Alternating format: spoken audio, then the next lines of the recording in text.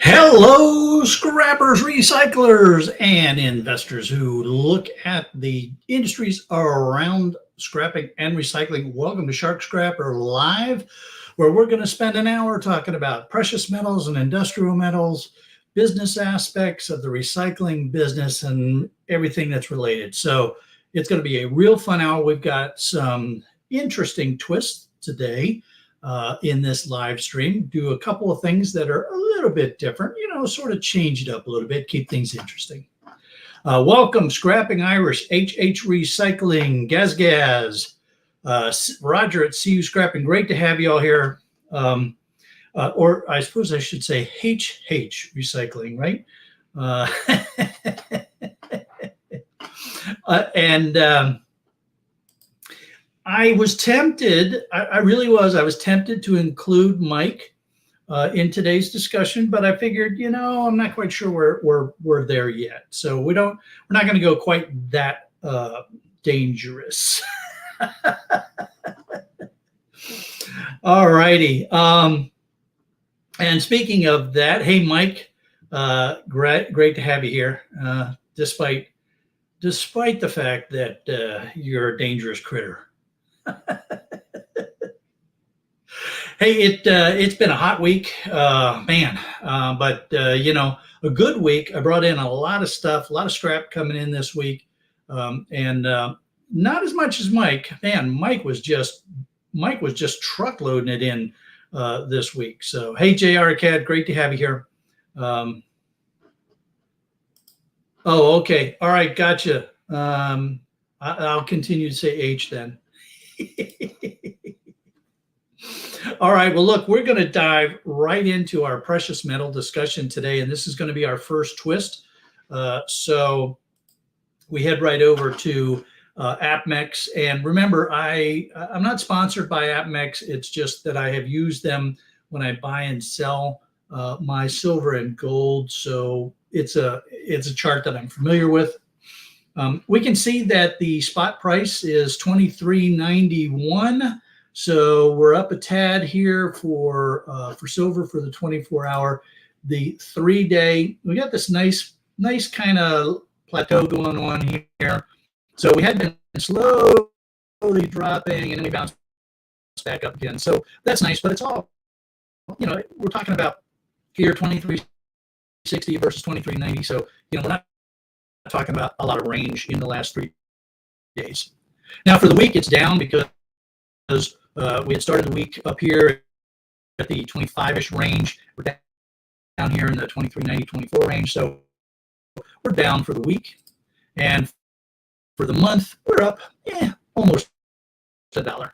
Nothing to get terribly excited about.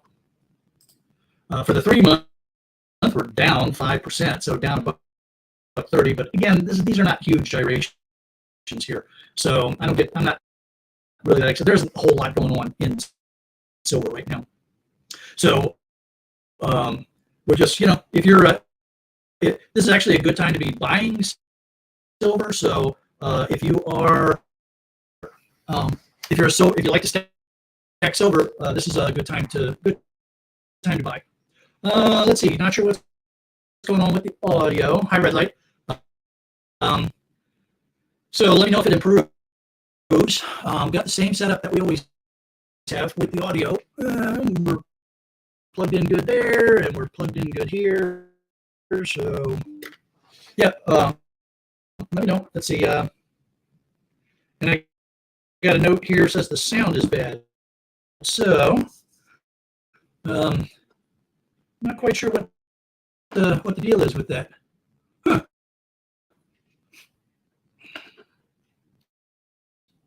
So, well, let me know here if I'm going to check something once. Hang on just a second.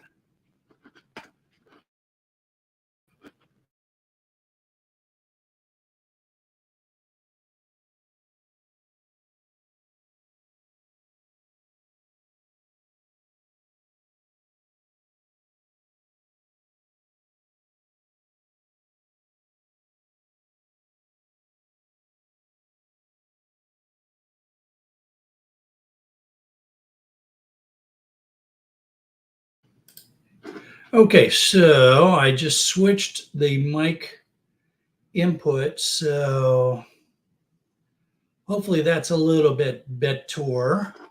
Let me know if that has improved the audio any. I just changed the speaker input. Yeah, the crackling is gone. Okay, all right. So I will have to remember to check that speaker input the next time I come up. Thank you all very much for the feedback. I appreciate it. Okay, so back here to silver again. Not terribly worried about what's going on for silver. In fact, this is not a bad time to be buying silver at these prices. So we like that. And I thought that we would take. Hey, Scrap It All, great to see you, Ralph. Welcome in. Great to see you, man. I thought that it might be fun because I talk about that I've used AppMix to purchase my my silver, but I don't think I've ever really, I've talked about using AppMix. I've talked about things like premiums and stuff like that, but I thought it might be fun to take a quick look at if you were going to buy some silver off of AppMix, what to look for. So let's go back over here and let's just go right back to, let's go up here to the silver tab. And when you come down, you can see silver bullion categories. So you can buy bars and get rid of you. So you can buy bars and rounds and coins and mint silver coins. Now, while some people will use coins for rounds, the difference is that usually when people are talking coins, they are talking about actual monetary coins that have been printed by a government mint that can be used as money, like a silver dollar or a half dollar or those kind of things, as opposed to a silver round, which is just a round, which looks very much like a coin, but it's not a mint coin. It's done by one of the refineries, and it's not done by a government mint. So now, when I buy my gold and silver, I'm trying to get the lowest premium. So what are we talking about? Well, let's go take silver rounds, for instance. And you can see here that they've got silver rounds by weight, by brand. AppMix has been producing their own product, so you could do that too. But I'm just going to go over here by brand because there's a brand that I kind of like here, the Sunshine Mint. But you can see there's plenty of them out here, right? Golden State, Holy Land, Johnson Matthey, those are well known. The Sunshine Mint, the Angel Hearts, these are Scottsdale. Those are mints that people recognize, and that's something that you want because when you go to resell it, you want a mint or a company that people recognize, that they know the quality is there. And if you look at Sunshine here, you've got different types that they make. I happen to like these, and the reason I like these is if you look at the back, they have this weird looking thing here. And if you get one of the plastic, here it is. If you get one of the plastic mint mark cards and you hold it across that, and you kind of give it a little twist and move it around a little bit, it'll say valid. So it's a mint mark that helps you identify that that's not a knockoff. So that's one of the things that I like about the Sunshine Mint coins. Now, when you check the prices, you look here, you see the quantity. That's the number of coins that you would buy.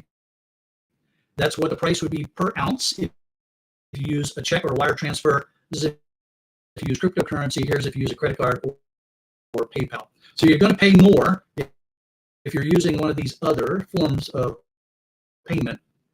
And you can also see here that the price per ounce goes down if you buy more of them. So you start out at $29.90.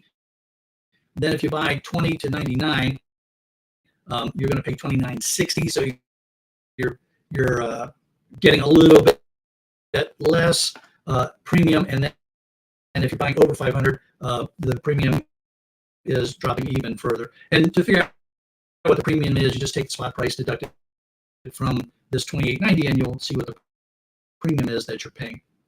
If you buy the 1 ounce rounds, you're going to be paying a little bit more premium. If you go with a all right, so the audio is messed up again. All right, hang on a second. Let's go back and check this out.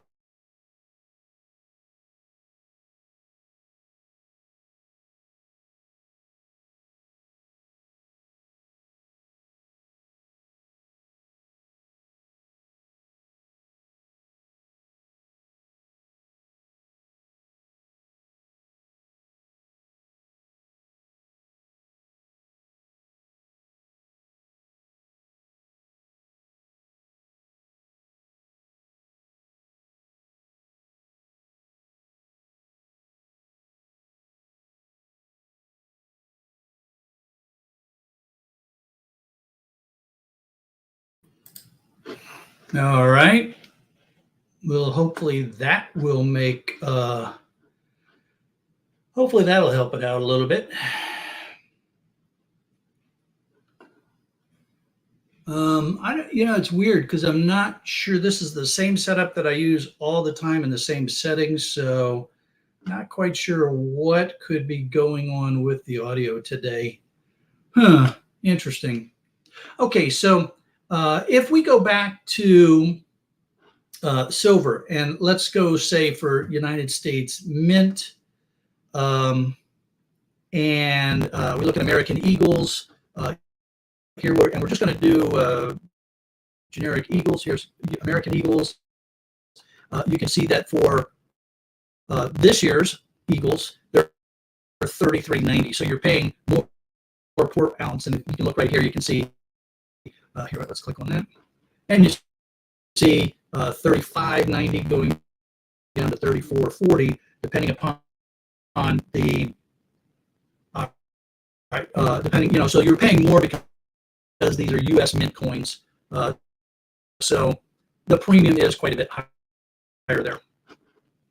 The other good way to buy silver is with bars. So you go over and let's just take a look at the silver bar category. There we go. Come on, you.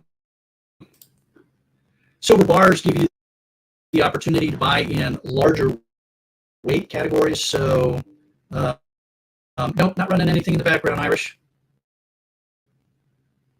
Not sure what the deal is.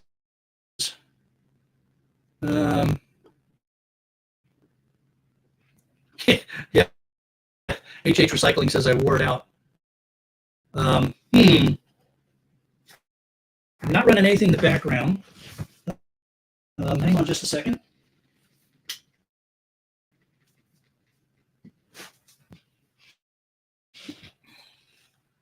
Man,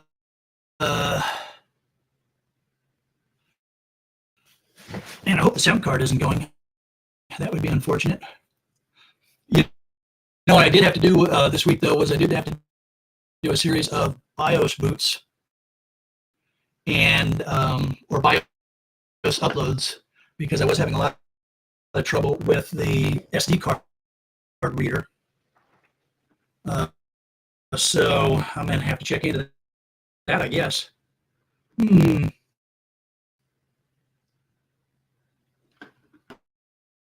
That's very strange.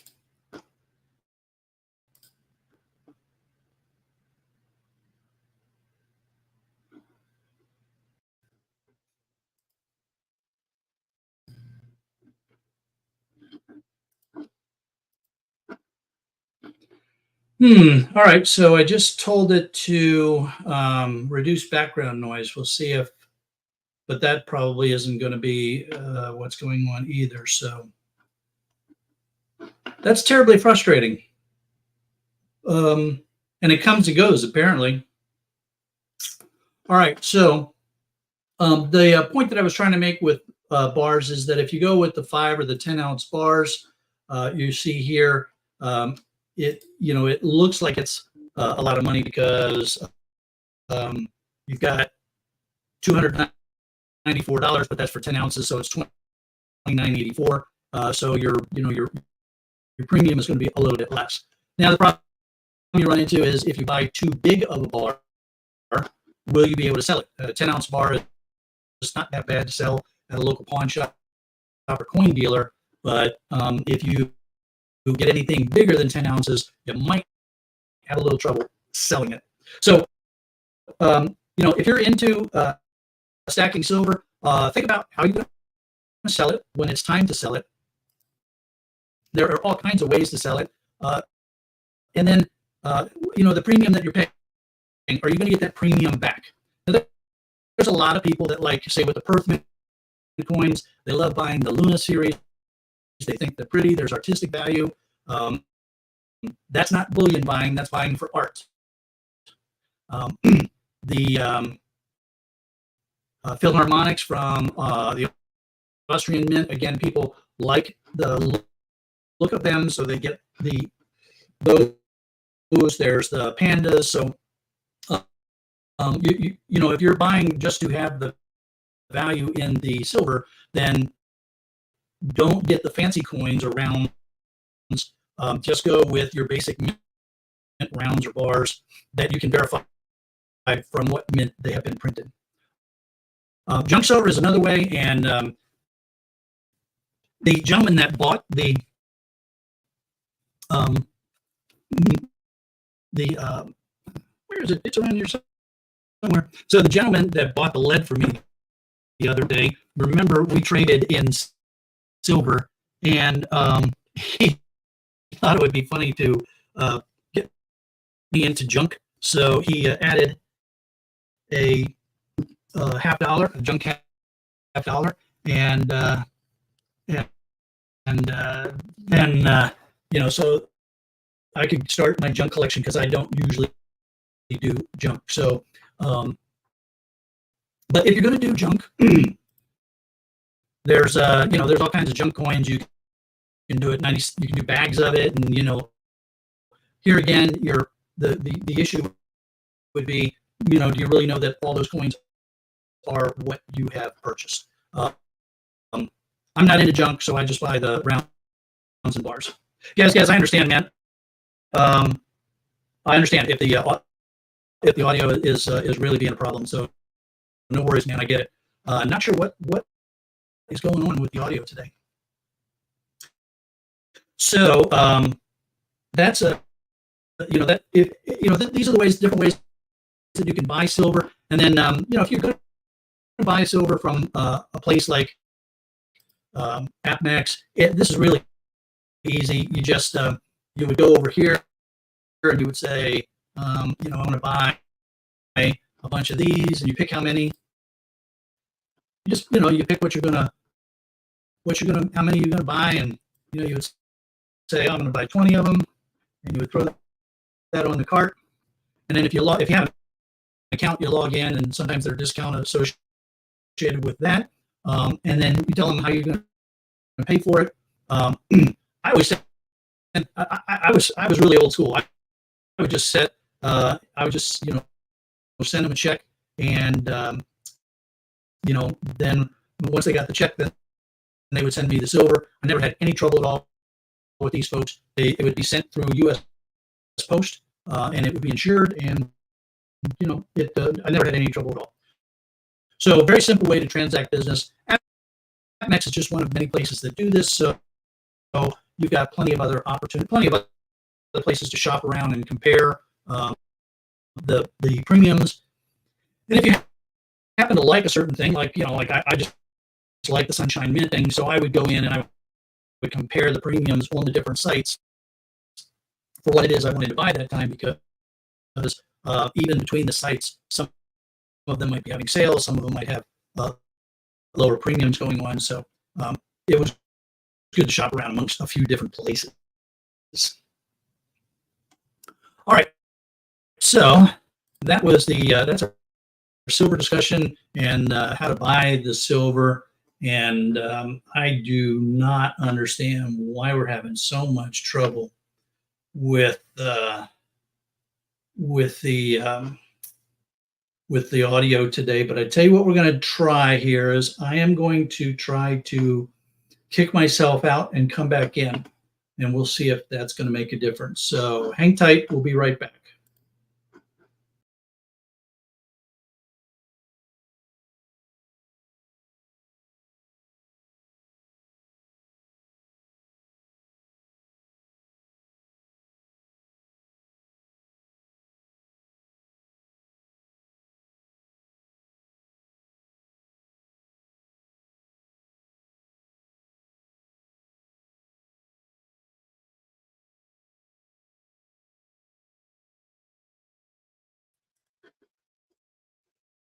Okay. So I noticed that Mike said it was really good when I was that I was when I was gone. The audio was good.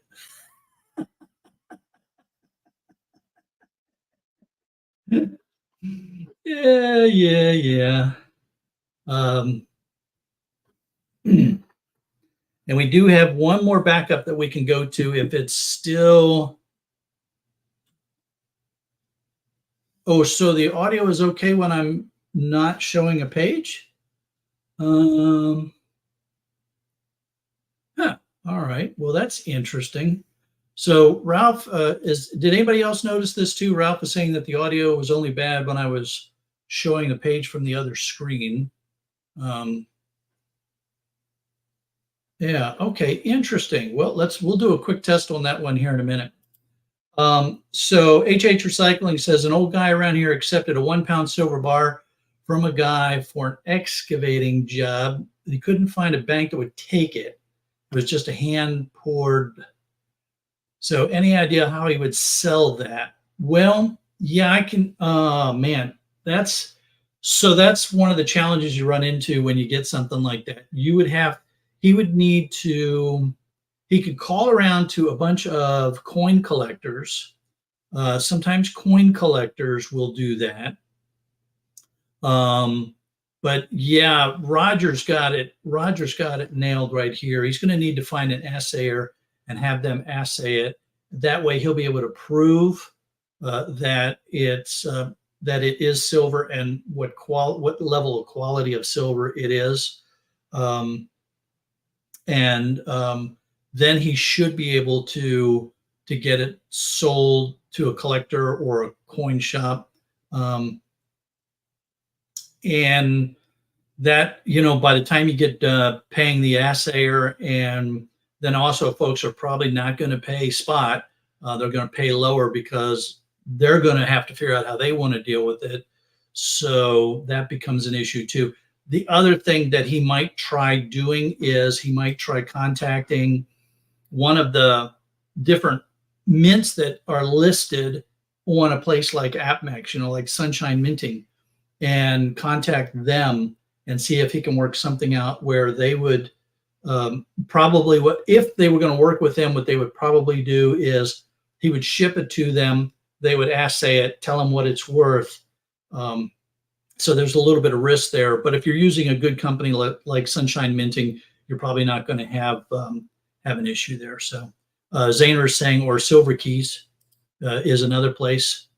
And then JR Cat is saying that Kitco will take it and do the assay. So it's about $25 per assay.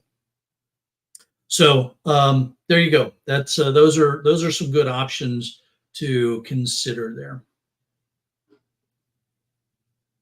And that's one of the reasons why you got to be really careful with the hand poured stuff. Again, I mean, they have hand poured stuff on these sites, but they're poured from recognized mints. So, they've got that look and feel of a hand poured bar, but they're from a recognized mint so that they can have that level of quality assurance. Even then, people get a little bit nervous. So you do need to be really careful. You need to understand who you're buying it from and what kind of quality controls they have in place as well. So it's definitely something. And I mean, if you're going to accept that kind of stuff for payment. Then you also have to, like J.R. Cat was just saying right here in this comment, in that case, they would pay 85% of spot because they're taking a risk buying it. So, they're going to offer a little bit less, and they're going to have to remelt it and use it, probably do some refining on it to improve the purity and go from there. So those are all the considerations that you have to have when you're buying unusual kind of silver or something that isn't coming from some sort of recognized mint. And it's one of the challenges that people run into when they're pouring their own silver or gold is how do they prove the level of purity and the consistency so that they can sell it.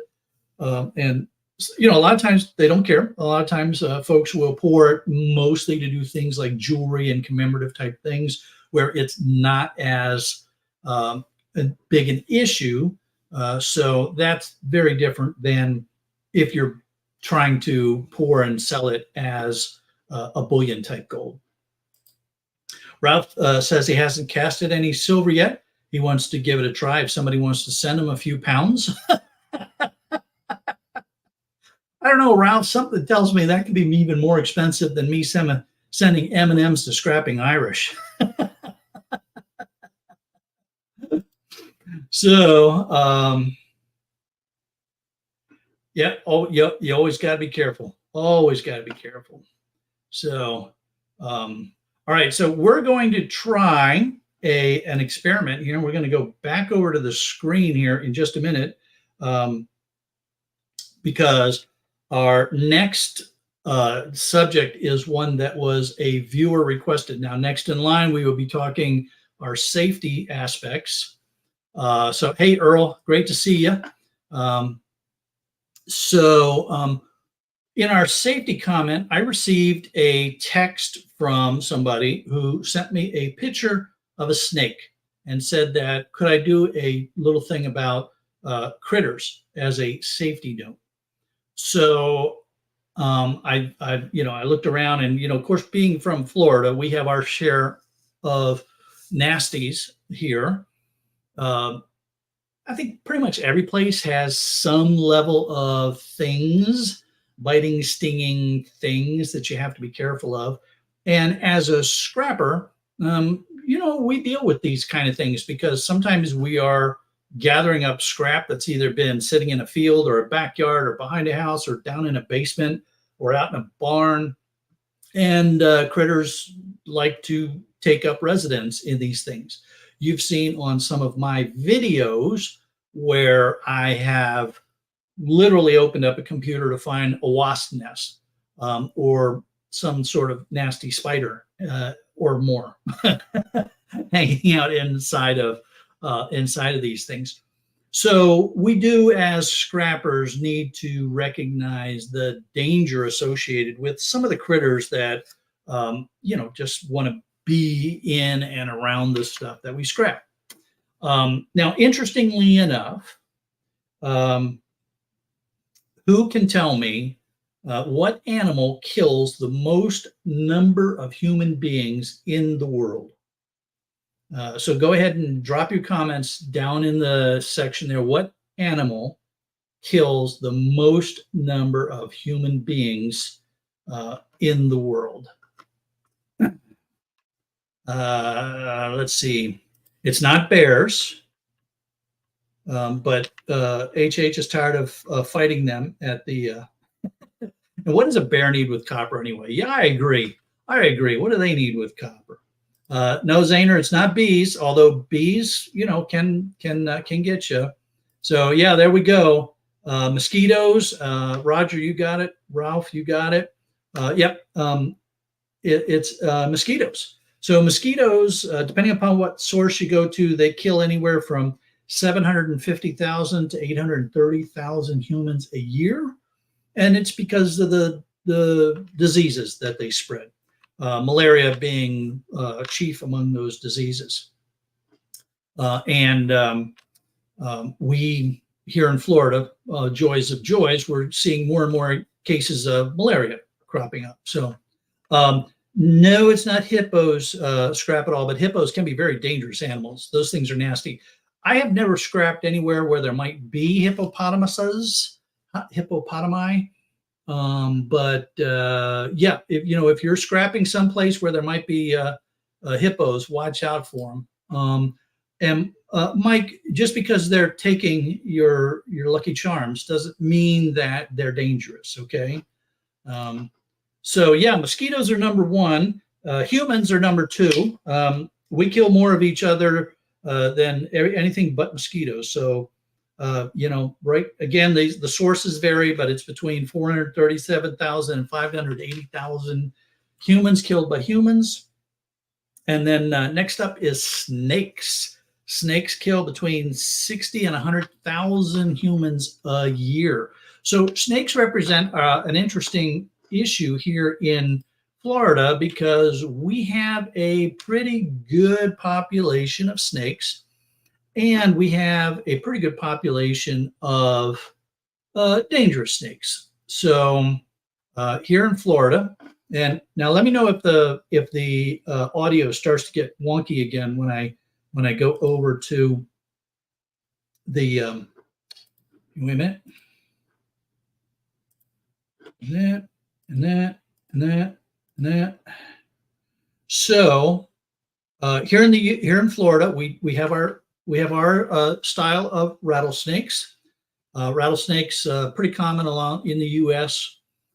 And you don't want to get bit by a rattlesnake. Chances are, if you're a healthy adult, you're not going to die from a rattlesnake bite.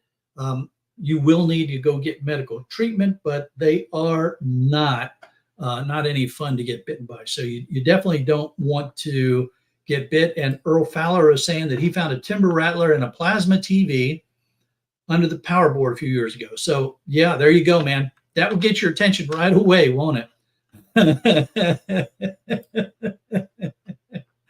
Yeah.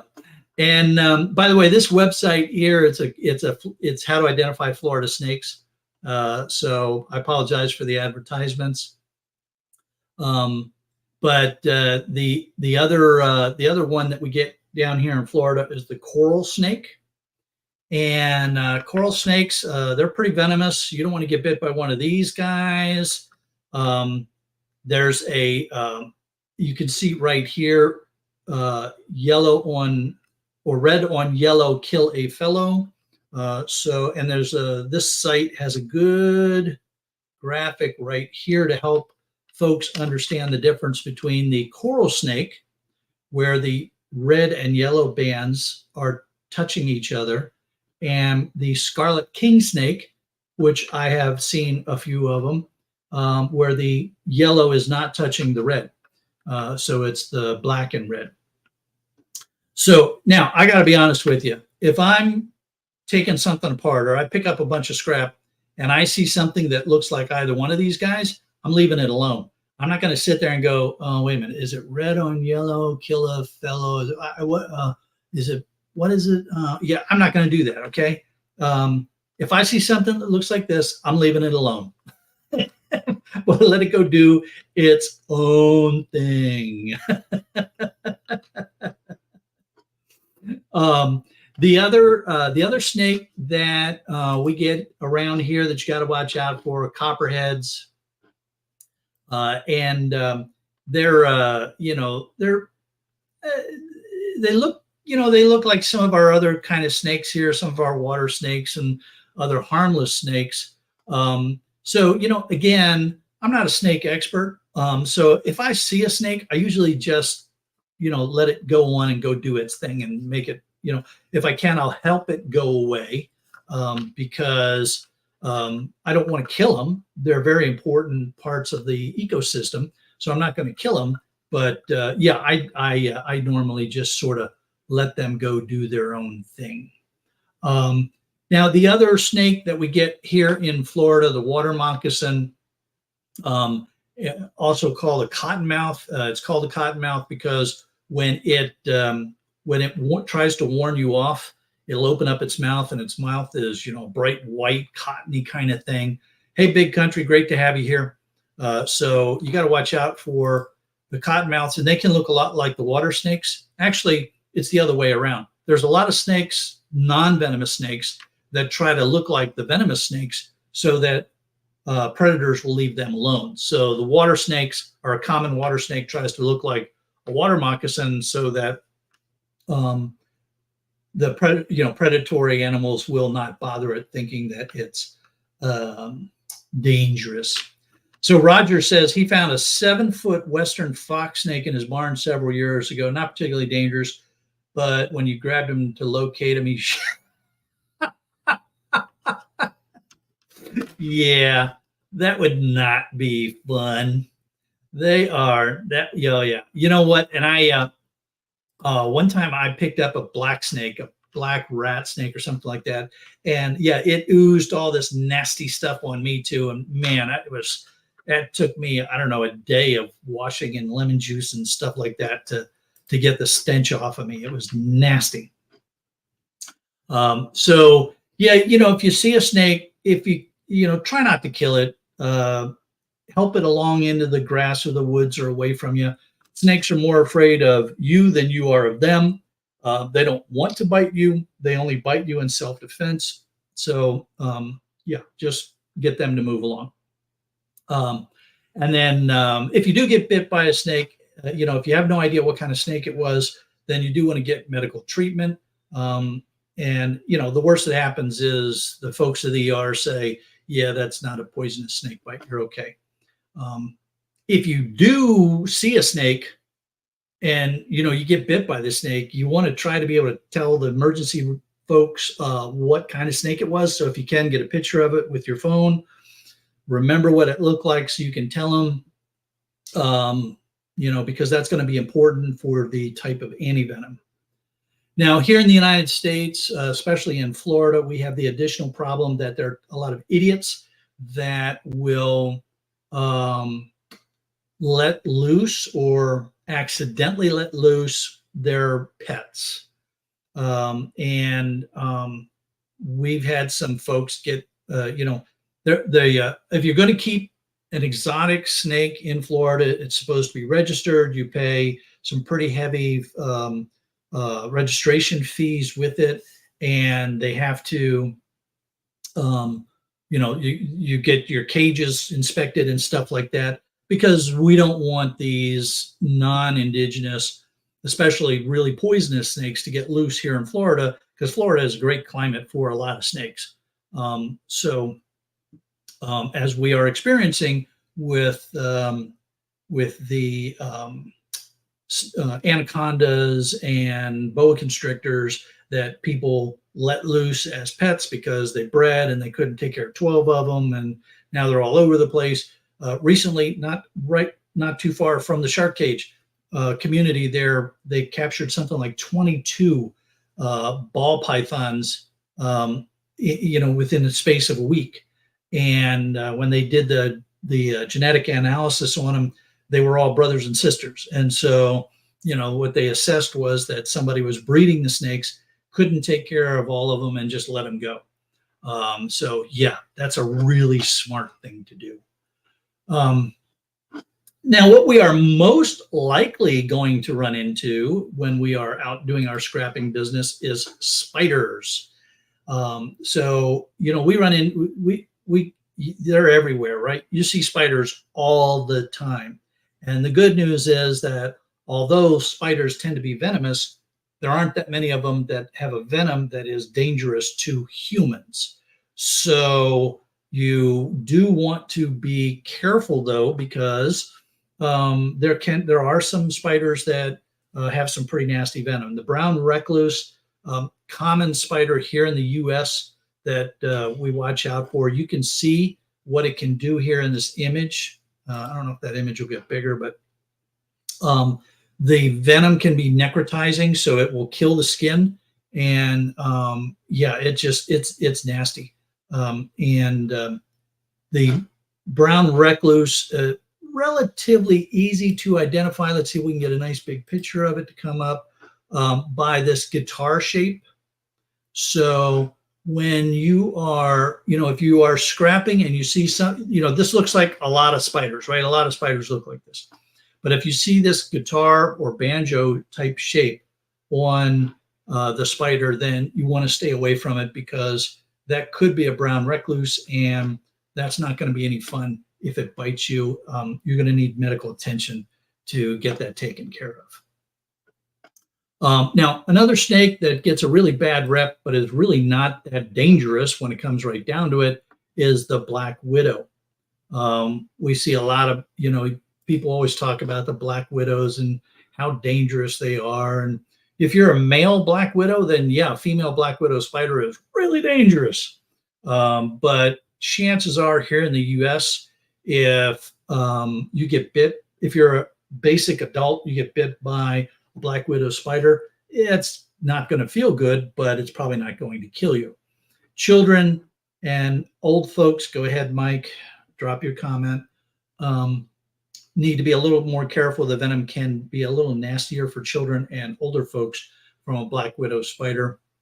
And black widow spiders the black widow, the brown widow, that family of spiders, they like to build their little nests in the backyards, piles of scrap and wood piles and all the kind of places that we spend a lot of time in, right?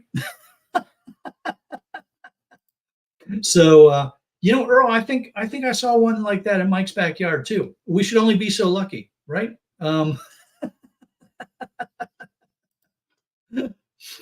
So Roger says that he had a friend that was bitten by a brown recluse and it was not pleasant. No, I'm sure it was not pleasant.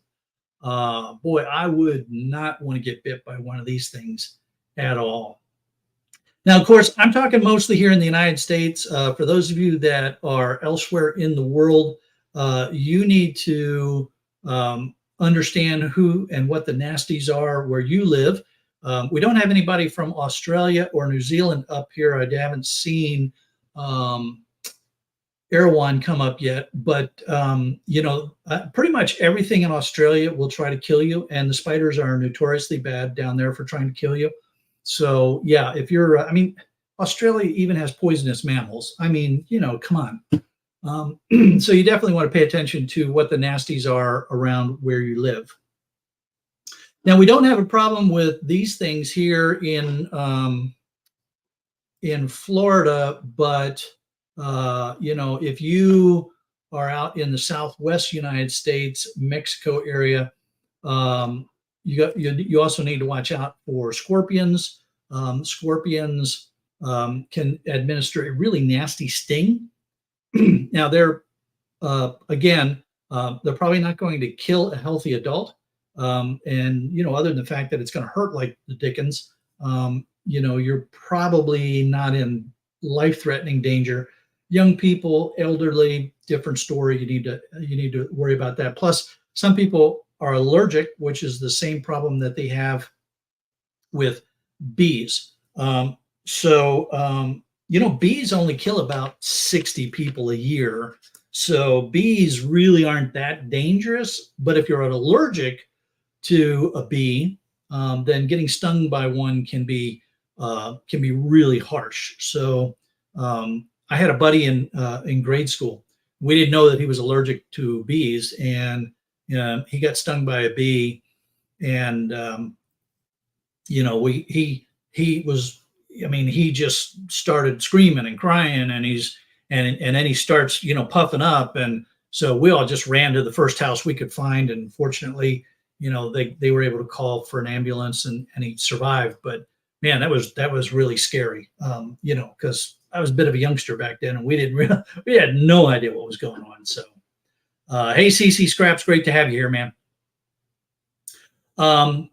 So if you're down in the Southwest, Mexico area, other places around the world that have scorpions, watch out for them, because they like to hide in dark type places. Now, they're mostly nocturnal, so that's probably not a big issue, but you need to watch out for those too. So there's lots of nasty little things, and even the non-poisonous spiders and the non-poisonous snakes, they can give you a bit of a bite if you're not ready for it. It'll get your attention. So what do we do? Well, to protect yourself against mosquitoes, you want to wear bug repellent. You want to wear hat hat that has something that goes down across the back of your neck, so that you're keeping, so they can't get at you. Long sleeve shirt if you're going to be out when the mosquitoes are out and about, spraying if you have a heavy mosquito infested area. Those are all good ways. Don't let standing water accumulate. That's how you can control your mosquitoes. For scrapping in general, just use good PPE practice, right? Boots, long trousers, a hat, gloves. If you can wear, if you know you're going to be operating or picking stuff up from a backyard or a barn or something like that, try to put on a long sleeve shirt. I have some long sleeve warm weather shirts that will, give me some protection against an insect bite. Mostly that's to protect me against the little insects and the mosquitoes and stuff like that. The boots are what I wear to protect me against potential snake bites. So, you pay attention to your PPE. And the other thing is bang on the stuff, right? I mean, yeah, literally before you move your old scrap around, take a bat or a stick or a pole and beat on it and shake it, that kind of stuff, and let the critters know that you're there. And a lot of them will just vacate right away if you do that. So a good way to deal with the critters. Hopefully you don't ever run into any of them. I've run into a few. It's not very pleasant when it happens. I keep bug spray readily available in the shark cage for when I'm opening up some of those PCs, because you just never know what's going to come up and say hello to you. Now we also have another here in the U.S. We have this thing called a kissing bug or an assassin bug. The bug itself is not venomous, but it does transmit a disease called carcass disease. And if you ever see one of those, if you live in the U.S. And you're living in an area that kissing bugs or assassin bugs are prevalent, make sure you know what they look like. Pay attention to them. You're probably going to see it before it has a chance to plug a hole in you and infect you, but you want to watch out for those as well. All right, so we're going to get into our industrial metal now. And again, let me know if we have any trouble with the audio, because I'm going over to this screen here now. So, oh, look, there's my favorite commercial, Shark Bite. Get rid of you, Shark Bite. All right, so our aluminum, we see that the aluminum price is up a little bit here, so that's cool. If we look at the 30-day aluminum, we see that overall 30-day aluminum price, spot price, up. But what really happened was it kind of climbed, and then it's been sort of bouncing around this price for a while. So you may have seen some increase in your aluminum prices at your scrapyard, and then you haven't seen much change. So that's cool. 60-day, not a whole lot. We were up, we were down, and we're back up again. So not a whole lot of change from, if you look across the 60-day. 6-month spot price is not what we want to see at all. Basically, it's down, right? So other than this weird aberrant spike here, it's down. And the 1-year aluminum price is down. So generally speaking, aluminum prices are headed down. CC Scraps, take care, man. We'll talk to you later on. Have fun on your date. And then 5-year aluminum, overall, it's up a bit. It was below $1 and now it's around $1. So, that isn't, that's nothing to brag about, right? If we look at what's going on with the warehouse levels, we see that the 30-day London Metal Exchange stocking levels are down. So that's good, right? We want the stock levels to go down, because as the stock levels go down, the prices can at least stabilize, maybe even come up a little bit. How long has that been going on? Well, here we see the 60 days. So stock levels have been going down for 60 days. So that's cool. The 6-month London Metal Exchange, well, we see that it started out low and climbed and then dropped and came back up and dropped. If you look at these two troughs, that's tending down. So yeah, we're the levels are going lower, so that's cool. That's what we want to see. Now, unfortunately, for the 1 year, not a good sign. I mean, they're overall kind of trending up here. So let's hope this metal exchange lowering helps out. And I tell you, one of the issues that's going on here is there's some back and forth as to what the London Metal Exchange is going to do relative to Russian aluminum. So as that sorts itself out, we're going to see what influence that may or may not have with the aluminum prices. You know, we liked it when the aluminum London Metal Exchange warehouse levels dropped this much. That was a good thing. But they've been slowly working their way back up again. So, you know, basically, aluminum is one of those things that you keep moving it for your cash flow.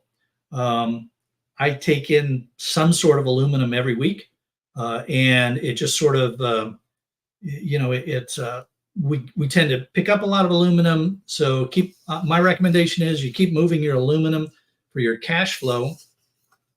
I don't really stockpile much aluminum. I am keeping a little bit of the aluminum wire that comes out of insulated aluminum wire, because I may use that for some melting and casting projects later on that I want to get into. But I don't really keep any aluminum back as a strategic reserve for value the way I do copper.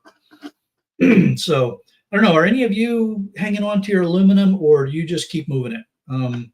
Because you know, I can't see a real good reason to hang on to your aluminum. I don't see a lot of good price increases coming that it's worth hanging on to the way we believe copper is going to increase in value. So I just don't see aluminum as that strategic metal the way copper is.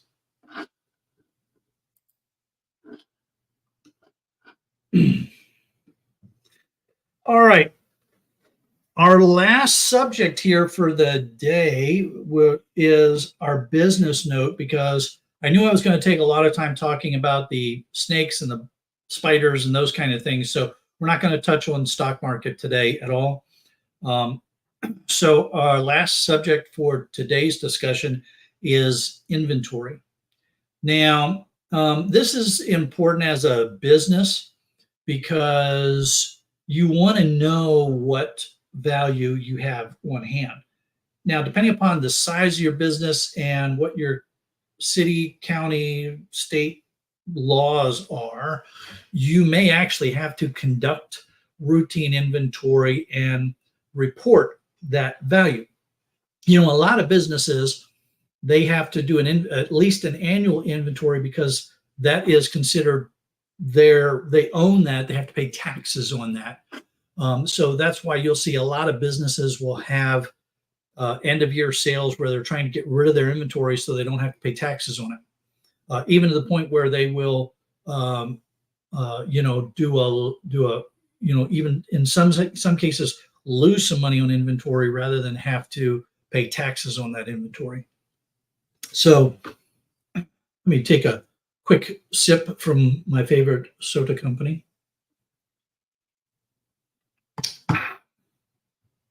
So for some companies, they have to do the inventory for tax purposes. In some cases, in the scrapping world, you have to do regular inventories because the EPA and local regulatory agencies have different ways that they treat materials that are accumulating on your property. So in some states, if you accumulate a certain amount of scrap material over the course of a year, then you go into a different category of scrap recycling business with different levels of environmental oversight or regulation. So you have to keep track of how much is coming in and how much is going out in order to show that you're not accumulating that metal. So that's another reason why, if you're in the business of scrapping, you may have to do inventories.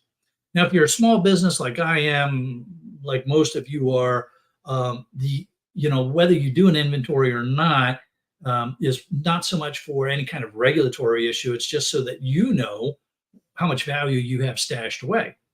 So I like to keep a certain amount of copper behind. So every now and then I'll weigh up my strategic copper so that I have some understanding of what the value is of that copper that I have stashed away. If I have, like Mike has right now, a lot of computers, you know, I mean, Mike just brought in a whole bunch of computers. He's not going to inventory all those computers unless he wasn't going to be able to get to them very quickly. Now, Mike turns his computers very quickly, so inventorying them really isn't going to do him any good. Why waste the time? Just break them down and sell the stuff. However, there are some places that they bring in so many computers that they stack up. So they have to inventory them so they know how much value they have stuck in those computers, so that they can make a decision on, should I bring in some additional labor to break them down, and, you know, what am I going to do with that? So yeah, you got to watch your inventory. Now, for some of us, we also like to sell some of the functional stuff that comes in. In that case, you need to watch your inventory there, because, you know, if you're selling on eBay or something like that, and you put up, you know, some RAM sticks or something, you need to make sure that eBay is actually, you know, when you sell it, that it takes it off of the inventory. I actually had a problem with this with some RAM, where it was sold on eBay, sold through eBay, but eBay didn't take down that listing after it was sold, and then somebody else came in and bought it. And so I had to go back to them and say, yeah, I don't know how this happened, but it's already been sold. And of course, they weren't real happy. So got to watch your inventory levels. And again, depending upon the size of company you are, that will drive how carefully you have to pay attention to your inventory. Ralph is saying that he keeps a bunch of casting aluminum. Yeah, that makes sense, because you do a lot of that casting. So, and the wire is good because it's very pure, so it's good. Good. Well, you actually are the reason why I've been hanging on to that wire, Ralph. So, and he takes all of his randomium. Okay. Let's see. Daniel says he hangs on to his useful aluminum for building projects. It's lightweight, reasonably sturdy. Okay, yeah, I can see that. I've actually got a couple of nice long pieces of aluminum stock that I picked up during the scrap, and I've been hanging on to them because I've been thinking I might use, or I might get a fabricator to make something for me, and then I could, you know, use the aluminum that I have rather than have to buy it. So that makes a lot of sense. And Scorpion Metal says that he keeps extruded aluminum to melt. Yep.